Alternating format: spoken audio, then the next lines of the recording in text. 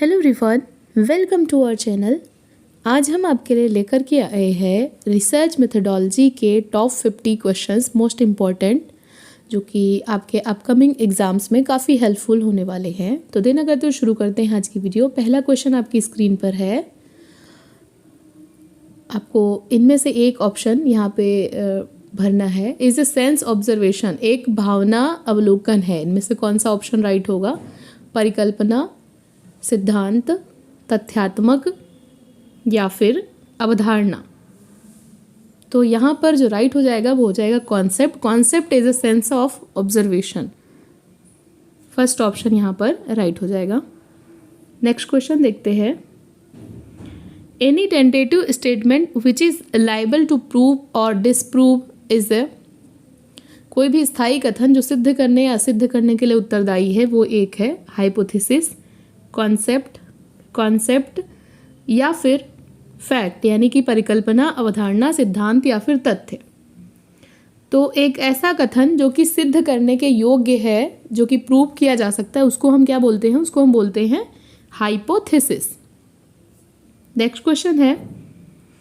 The book on scientific social survey and research is written by Goode and Hatt, Kaplan, PV Young या फिर हैम्पेल।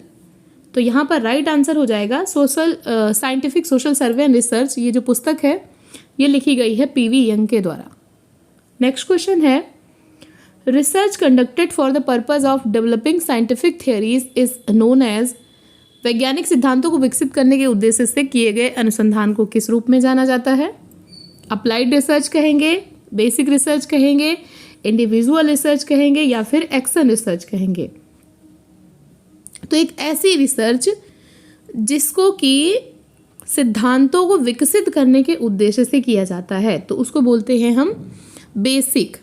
और अगर यहाँ पे बात होती कि हल ढूंढने के लिए, व्यवहारिक समस्या का हल ढूंढने के लिए, उसको अप्लाई करने के लिए, तो फिर हो जाता कौन सा? अप्लाइड। तो यहाँ पर राइट आंसर हो जाएगा बी। नेक्स्ट क्वेश्चन है। Any plan for the collection, analysis and evaluation of data is formed in social research, motivational research, research design या फिर ऑर्गेनाइज्ड रिसर्च। यहाँ पर राइट आंसर हो जाएगा एक ऐसा प्लान जिसमें हम डेटा के कलेक्शन, एनालिसिस और उसका इवेल्युएशन की बात करते हैं तो उसको हम क्या कहेंगे? रिसर्च डिज़ाइन, यानी अनुसंधान का डिज़ाइन या उसका प्रारूप। नेक्स्ट क्वेश्चन है। The AIIMS of research is, और अनुसंधान के उद्देश्य कौन कौन से हैं? सत्यापन करना या फिर तथ्यों को ढूंढना या फिर थ्योरेटिकल डेवलपमेंट करना या इनमें से सभी। तो एक अनुसंधान में हम तथ्यों का सत्यापन भी करते हैं, तथ्यों को ढूंढते भी हैं और इसके साथ ही हम क्या करते हैं? थियरी भी बनाते हैं। तो ये सभी चीज़ें करते हैं। तो यहाँ पर कौन सा हो जाएगा? All of the above. Next question है। A sample selected purely on the basis of convenience is known as accidental sample, probability sample, random sample या फिर purposive sample। तो एक ऐसा सैंपल जो कि हम अपनी सुविधा के अनुसार चुनते हैं, अपने कन्वीनियंस के अकॉर्डिंग चुनते हैं।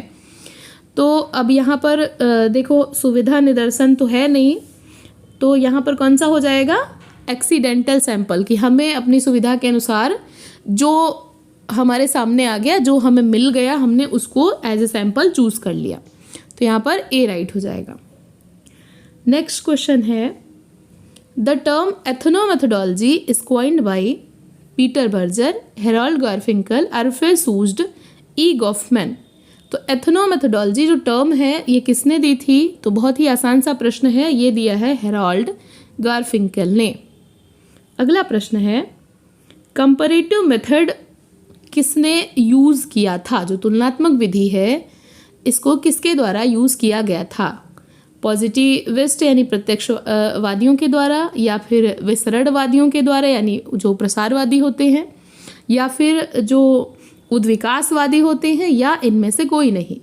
तो तुलनात्मक विधि का प्रयोग किसने किया था? अगर आपको याद होगा तो दुर्खीम ने किया था। और दुर्खीम इनमें से किस में आते हैं?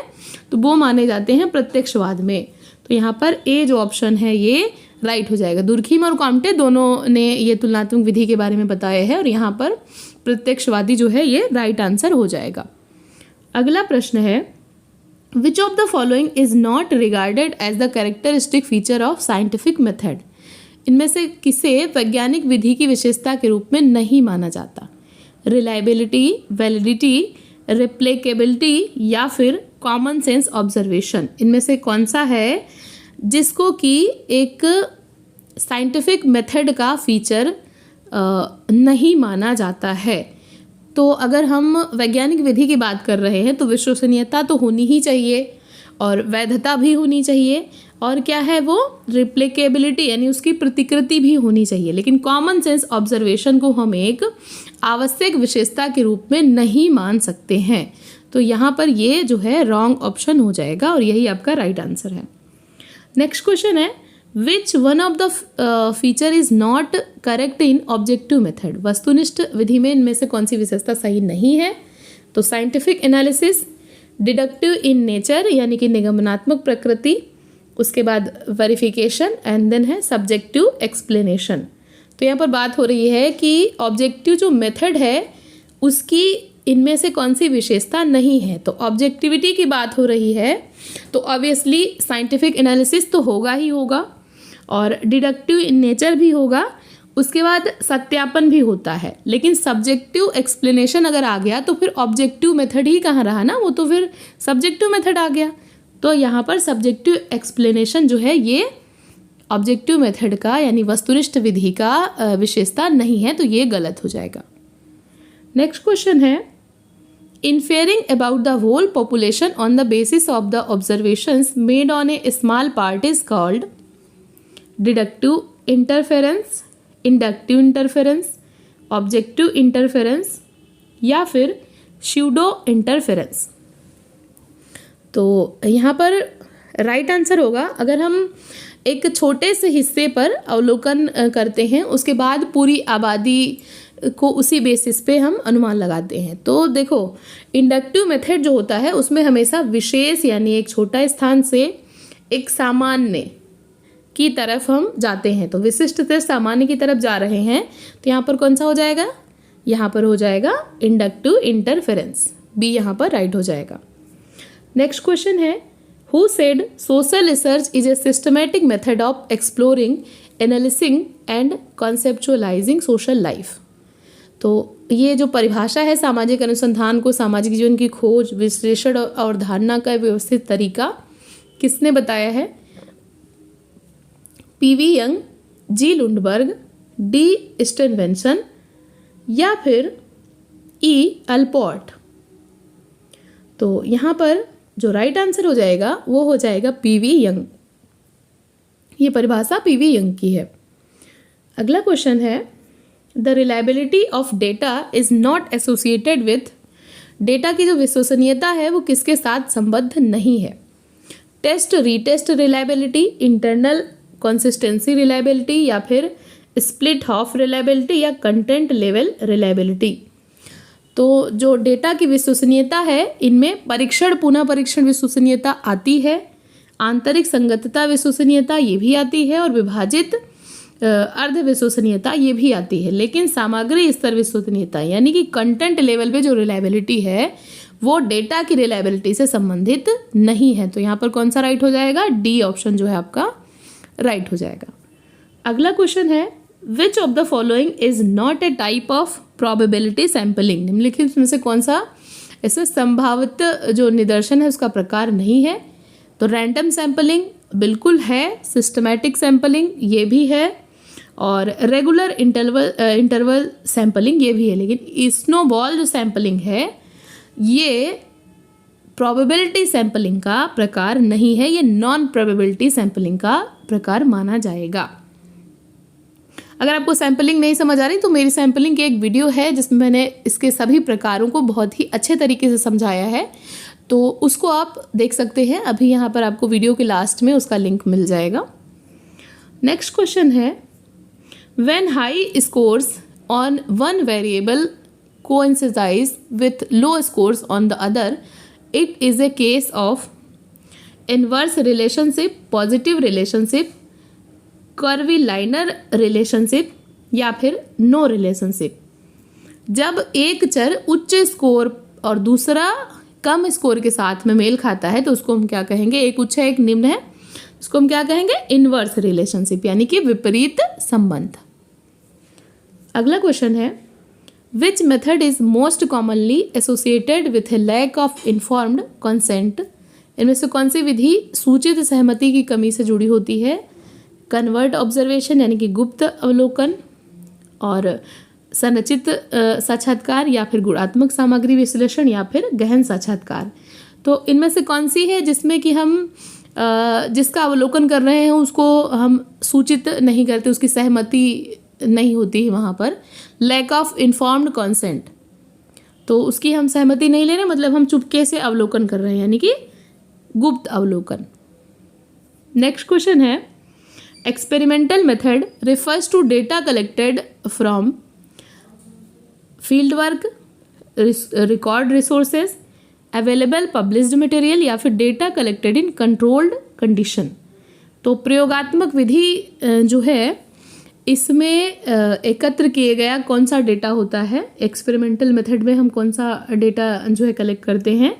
तो हम कलेक्ट करते हैं, एक होता है हमारा नियंत्रित स्थिति और एक होता है स्वतंत्र चर। नियंत्रित चर और स्वतंत्र चर यहाँ पे बात हो रही है, तो ये हो जाएगा d right answer. Next question, an operational definition is one that bears no relation to the underline concept. A definition of a concept in terms of specific empirical measures, an abstract theoretical definition of a concept, one that refers to opera singers and their works। तो operational definition इनमें से किससे संबंधित है, इसको कौन सा ज़्यादा सही तरीके से डिफाइन कर रहा है? तो एक ऐसी डेफिनीशन जो कि विशिष्ट अनुभवजन्य उपायों के संदर्भ में होती है। तो यहाँ पर जो बी है ये राइट हो जाएगा। अगला प्रश्न है, research concerned with discovery of effective means of bringing about a desired social change is called pure research, observation research, action research, या फिर नॉन साइंटिफिक रिसर्च।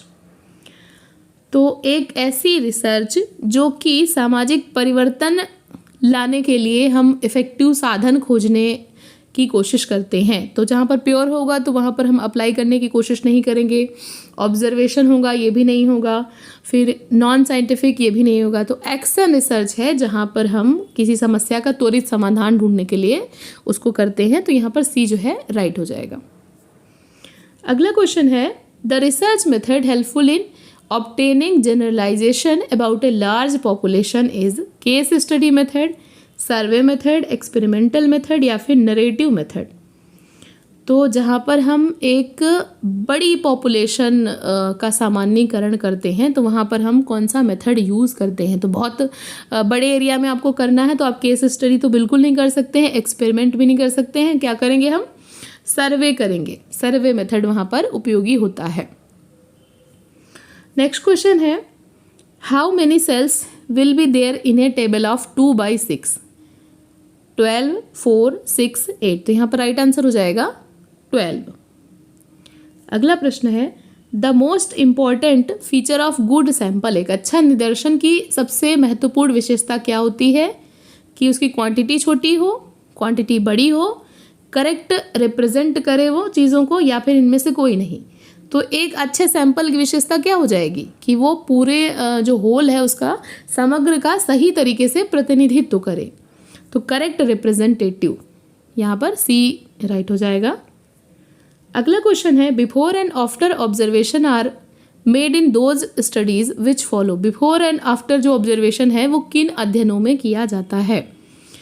तो एक्सप्लोरेटरी, या फिर एक्सपेरिमेंटल, या फिर ऑब्जेक्टिव, या हिस्टोरिकल। तो बिफोर एंड आफ्टर, तो अगर हम एक्सपेरिमेंट कर रहे हैं तो हम पहले अध्ययन करेंगे और फिर बाद में करेंगे बिफोर एंड आफ्टर। तो हम क्या है यहाँ पर एक्सपेरिमेंटल रिसर्च डिज़ाइन का यूज़ कर रहे हैं, तो बी यहाँ पर राइट हो जाएगा। नेक्स्ट क्वेश्चन है, in which of the following method data collection where maximum danger of losing one sharpness of observation is possible because of too much familiarity. मतलब बहुत ज़्यादा हम फेमिलियर हो जाते हैं तो वहाँ पर क्या है कि जो ऑब्जर्वेशन की तीव्रता है या तीक्ष्णता है वो थोड़ा सा खो जाती है। किस में? इंटरव्यू में, क्वेश्चनेयर में, ऑब्जर्वेशन में या फिर पार्टिसिपेटरी ऑब्जर्वेशन में। तो हम जब बहुत ज़्यादा फेमिलियर होते हैं यानी बहुत ज़्यादा परिचित होंगे तो किस में होंगे? जब हम वहाँ पर रह करके अवलोकन कर रहे हैं, सहभागी अवलोकन कर रहे हैं। तो यहाँ पर डी राइट हो जाएगा।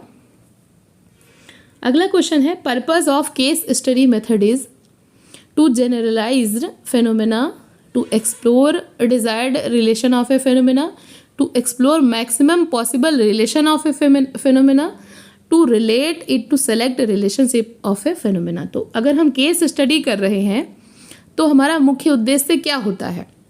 तो वहाँ पर हमारा उद्देश्य होता है कि जो मैक्सिमम पॉसिबल रिलेशनशिप हैं, एक घटना के कितने पहलू हो सकते हैं, उसके अधिकतम संबंध यानी उसके कितने पहलू हो सकते हैं, उसका हम गहन अध्ययन करते हैं। तो यहाँ पर सी जो है आपका राइट हो जाएगा। नेक्स्ट क्वेश्चन है, the value which can not be determined graphically is median, mean, frequency table या फिर नन ऑफ द एबव। तो एक ऐसी वैल्यू जो कि हम ग्राफिकली डिटरमाइन नहीं कर सकते हैं, ग्राफिक के द्वारा हम उसको निर्धारित नहीं कर सकते हैं, तो वो होती है मीडियन। नेक्स्ट क्वेश्चन है, the coefficient value of correlation lies between 0 से 1, 0 से -1, -1 से 1 या फिर 1 to 10। तो यहाँ पर सह संबंध किन के बीच में निहित होता है? तो ये निहित होता है 0 से 1 के बीच में। अगला क्वेश्चन हो जाएगा, विच of the following is not a research purpose. इनमें से कौन सा अनुसंधान उद्देश्य नहीं है? Triangulation, exploration, description, exploration. अनुसंधान उद्देश्य नहीं है। तो अनुसंधान उद्देश्य क्या होते हैं? स्पष्टीकरण हो, विवरण हो, अन्वेषण हो, लेकिन यहाँ पर ट्रायंगुलेशन नहीं होगा। नेक्स्ट क्वेश्चन है, pre tasting a questionnaire is useful for. अगर हम एक प्रश्नावली को हम पहले ही टेस्ट कर लेते हैं, प्री टेस्टिंग कर लेते हैं, तो वो यूजफुल है कब? जबकि हमें पता लगाना हो कि उत्तरदाताओं के लिए कौन से विषय महत्वपूर्ण हैं, या फिर कंप्यूटर और प्रिंटर का परीक्षण करना हो, या प्रश्न, शब्द और राउटिंग के साथ किसी भी समस्या की पहचान करनी हो, या फिर हमें तय करना हो कि कौन से उत्तरदाताओं को अंतिम निदर्शन से बाहर निकालना है। तो अगर हम क्वेश्चनियर को प्री टेस्ट कर लेते हैं तो उससे हमें क्या होता है? हमें पता चल जाता है कोई भी प्रॉब्लम अगर क्वेश्चन वर्डिंग में आ रही है और राउटिंग में आ रही है तो वो चीज़ हम आइडेंटिफाई कर लेते हैं। तो यहाँ पर सी आपका राइट हो जाएगा। नेक्स्ट क्वेश्चन है, the method of randomization involves. इनमें से कौन सा दैव निदर्शन पद्धति में विधियाँ कौन सी शामिल हैं? लॉटरी मेथड, क्वाइन मेथड, टिपेट प्रणाली जो है, या फिर इनमें से सभी। तो दैव निदर्शन में ये सभी विधियाँ आती हैं। डी राइट हो जाएगा। नेक्स्ट क्वेश्चन है, part of social research is. सामाजिक अनुसंधान का एक हिस्सा कौन सा है? अगर हम प्रयोगशाला में एक्सपेरिमेंट करते हैं, या फिर हम फील्ड में एक्सपेरिमेंट करते हैं, या फिर हम सर्वे करते हैं, या इनमें से सभी। तो सोशल रिसर्च में हम ये तीनों चीज़ें करते हैं। तो यहाँ पर क्या हो जाएगा? डी राइट हो जाएगा। अगला प्रश्न है, the data of research is generally कैसा होता है? क्वालिटेटिव होता है, क्वांटिटेटिव होता है, दोनों होता है, या फिर दोनों में से कोई नहीं। तो डेटा जो होता है रिसर्च का वो क्वांटिटेटिव, क्वालिटेटिव दोनों होता है। तो यहाँ पर सी हो जाएगा। Which one among the following statement is true in the context of the testing of hypothesis. इनमें से कौन सा कथन परिकल्पनाओं के परीक्षण के संदर्भ में सत्य है? तो यहाँ पर देखिए कौन सा परिकल्पनाओं के परीक्षण के संबंध में सत्य है। क्या अल्टरनेटिव हाइपोथेसिस हैं जो कि सिर्फ टेस्ट की जा सकती हैं, या फिर केवल शून्य परिकल्पनाएं हैं यानी नल हाइपोथेसिस हैं जिनको हम टेस्ट कर सकते हैं? क्या अल्टरनेटिव और नल हाइपोथेसिस दोनों टेस्ट की जा सकती हैं, या फिर कोई भी, दोनों में से कोई भी टेस्ट नहीं की जा सकती हैं? तो यहाँ पर देखिए ऑल्टरनेटिव तो तभी आती है जब नल हाइपोथेसिस का वो मतलब अस्वीकृत एक तरीके से हो जाता है। तो यहाँ पर कौन सा हो जाएगा? शून्य परिकल्पना, नल हाइपोथेसिस ही होती है जिसका हम टेस्ट कर सकते हैं, जो कि टेस्टेबल है। अगला प्रश्न है, what does the longitudinal research approach actually deal with, जो अनुदैर्ध्य अनुसंधान है ये कौन सा अनुसंधान करता है?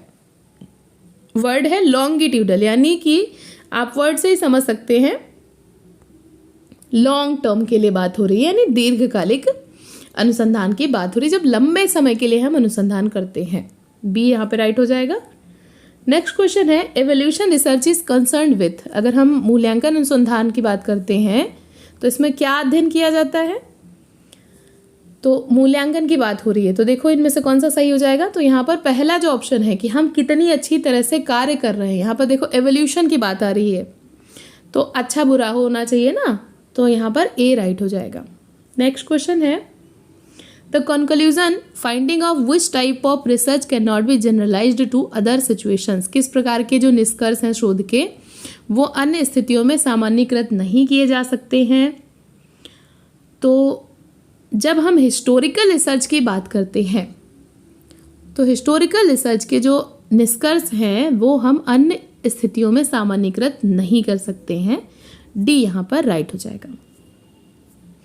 अगला प्रश्न है when it is appropriate to conduct a multivariate analysis test, अगर हम ऐसा मल्टीवेरिएट एनालिसिस टेस्ट करते हैं तो ये कब अप्रोप्रिएट होता है? अगर दो चरों के बीच संबंध नकली हो या फिर हस्तक्षेप चर हो या फिर कोई तीसरा चर संबंध को मॉडरेट कर सकता है या इनमें से सभी, तो मल्टीवर्स एनालिसिस टेस्ट इनमें से सभी स्थितियों में किया जा सकता है, तो यहाँ पर डी राइट हो जाएगा। अगला प्रश्न है भविष्यवाणी का एक कथन जो कि सिद्धांत को वास्तविकता से जोड़ने के प्रयास में चर के बीच संबंधों के परीक्षण के लिए बनता है, उसको क्या कहेंगे हम? रैंडम सैम्पलिंग कहेंगे, प्रश्नावली कहेंगे, हाइपोथेसिस कहेंगे या फिर एजम्पशन कहेंगे। तो एक ऐसा स्टेटमेंट है जो कि रिलेशनशिप बता रहा है वेरिएबल्स के बीच में और एक भविष्यवाणी टाइप की है, अभी उसका सत्य होना बाकी है, उसका परीक्षण किया जाना बाकी है, तो ये क्या हो जाएगा? हाइपोथेसिस। अगला प्रश्न है cross cultural studies are an example of laboratory method, comparative research या फिर एक्सपेरिमेंटल डिज़ाइन या फिर लॉन्गिट्यूडल डिज़ाइन। तो अगर हम क्रॉस सांस्कृतिक अध्ययन की बात करें तो ये हम दो संस्कृतियों के बीच में करते हैं, तो यहाँ पे क्या हो जाएगा? कंपेयर हम कर रहे हैं दो संस्कृतियों के बीच में, तो ये बी राइट हो जाएगा। अगला प्रश्न है what do you mean by an assumption, एक मान्यता से आपका क्या तात्पर्य है? एक ऐसा फ्रेमवर्क जो कि रिसर्च वर्क को डन करता है या उसका किया जाता है। It is simplify the logical process of arriving at A solution, एक समाधान पर पहुंचने की तार्किक प्रक्रिया को सरल बनाता है, या फिर ये प्रतिबंधात्मक शर्त है या इनमें से कोई नहीं। तो अगर हम एज्यूम्शन की बात करें, एक मान्यता की बात करें, तो मान्यता हमें एक समाधान पर पहुंचने की प्रक्रिया को सरल बनाती है, यहाँ पर बी राइट हो जाएगा। अगला प्रश्न है द वर्ड अनसाइंटिफिक मीन्स, अवैज्ञानिक शब्द का क्या अर्थ है? Prejudices and biases, useless arguments, not being in harmony, all of the above. तो अगर हम अनसाइंटिफिक यानी हम अवैज्ञानिक होने की बात कर रहे हैं, वैज्ञानिक होगा तो वहाँ पे क्या क्या चीज़ें होंगी? तो वहाँ पे पूर्वाग्रह पक्षपात नहीं होगा, लेकिन अवैज्ञानिक की बात हो रही है तो पूर्वाग्रह पक्षपात भी होगा, बेकार के हम तर्क देंगे और हारमोनी नहीं होगी, नॉट बीइंग इन हारमोनी, तो यहाँ पर तीनों ही होंगे, यानी कि all of the above right हो जाएगा। अगला क्वेश्चन है which of the following research emphasise primarily the factual aims, इनमें से कौन सा अनुसंधान मुख्य रूप से तथ्यात्मक उद्देश्यों पर जोर देता है? दार्शनिक अनुसंधान, ऐतिहासिक अनुसंधान, सैद्धांतिक अनुसंधान या फिर व्यवहार अनुसंधान। तो तथ्यात्मक उद्देश्यों की बात हो रही है, प्राइमरली द फैक्चुअल एम्स उसके होते हैं, फैक्चुअल एम्स की बात हो रही है, हिस्टोरिकल रिसर्च यहाँ पर राइट हो जाएगा। नेक्स्ट क्वेश्चन है ए सक्सेसफुल रिसर्च रिक्वायरमेंट्स, एक अगर हम सफल अनुसंधान की आवश्यकता की बात करें तो उसमें क्या होगा? प्लानिंग भी होगी, गाइडेंस होगा, एक्सपर्ट भी होगा, तो तीनों ही चीज़ें होंगी तभी वो जाकर के सफल अनुसंधान बनेगा, तो यहाँ पर डी राइट हो जाएगा। नेक्स्ट क्वेश्चन है which of the following is are type of field studies, में से कौन सा क्षेत्र अध्ययन के प्रकार हैं? क्षेत्र अध्ययन तो एक्सप्लोर कर रहे हैं हम, हाइपोथेसिस टेस्टिंग कर रहे हैं, एक्सप्लोरेटरी टेस्टिंग कर रहे हैं और हाइपोथेसिस टेस्टिंग कर रहे हैं, तो ये दोनों ही आ जाएंगे क्षेत्र अध्ययन के, तो बोथ हो जाएगा यहाँ पर। अगला प्रश्न है the aim of group research is to achieve integration on. अगर हम समूह अनुसंधान का उद्देश्य एकीकरण को प्राप्त करना है, aim of research is to achieve integration on, किस पे इंटीग्रेशन प्राप्त करते हैं हम, कॉन्सेप्चुअल लेवल पर या फिर टेक्निकल लेवल पर, मानव स्तर पर या इन सभी पर। तो रिसर्च का जो एम होता है वो इन सभी लेवल पर इंटीग्रेशन प्राप्त करना होता है, यहाँ पर डी राइट हो जाएगा। नेक्स्ट क्वेश्चन है which of the following selection depends on chance. इनमें से किस में चयन मौका पर निर्भर करता है, probability selection, purposive method, mixed sample, none of the above. तो हमें अगर हम चांस की बात कर रहे हैं, अगर हम सैंपल सेलेक्ट कर रहे हैं और हमें बाई चांस जो चीज़ मिल जाए, यानी कि सौभाग्य से हमें जो भी चीज़ें मिल जाएं, तो यहाँ पे क्या हो जाएगा, प्रोबेबिलिटी, कि सभी का चांस रहता है सेलेक्ट होने का, चांस की हम बात कर रहे हैं तो उसमें सभी का सेलेक्ट होने की चांसेस रहते हैं, तो यहाँ पर ए राइट हो जाएगा। अगला क्वेश्चन है action research is A type of applied research, qualitative research, working research या फिर सर्वे रिसर्च। तो एक्शन रिसर्च एक तरीके का अप्लाई रिसर्च, हम उस पर अप्लाई करते हैं चीज़ों को, समस्या का त्वरित समाधान ढूंढने की कोशिश करते हैं, तो यहाँ पर व्यवहारिक अनुसंधान का प्रकार हो जाता है। अगला प्रश्न है one of the ethical problem with covert participant observation is. अगर हम एक गुप्त प्रतिभागी अवलोकन की बात करें तो उसका मेन एथिकल प्रॉब्लम क्या होता है, तो मेन एथिकल प्रॉब्लम उसकी होती है कि हम अपनी उपस्थिति के कारण उत्तरदाताओं को एक तरीके से हम धोखा दे रहे हैं, deceiving the respondent as to reason for your presence, क्योंकि हम गुप्त प्रतिभागी अवलोकन कर रहे हैं ना, तो वहाँ पर एक तरीके से हम उनके साथ में धोखा कर रहे हैं। नेक्स्ट है और आज का last question, what is the major attribute of correlations analysis. सह संबंध की मुख्य विशेषता क्या है, association among variables, regression among variables, difference among variables या फिर वेरिएशन एमंग वेरिएबल्स। तो यहाँ पर एसोसिएशन एमंग वेरिएबल्स जो है राइट आंसर हो जाएगा। तो ये थे आज के क्वेश्चंस। आई होप आपको ये वीडियो हेल्पफुल लगी होगी। कमेंट करके ज़रूर बताइएगा आपको वीडियो कैसी लगी। ऐसे ही पढ़ते रहिए, अपने गोल की तरफ आगे बढ़ते रहिए। वीडियो देखने के लिए थैंक यू सो मच।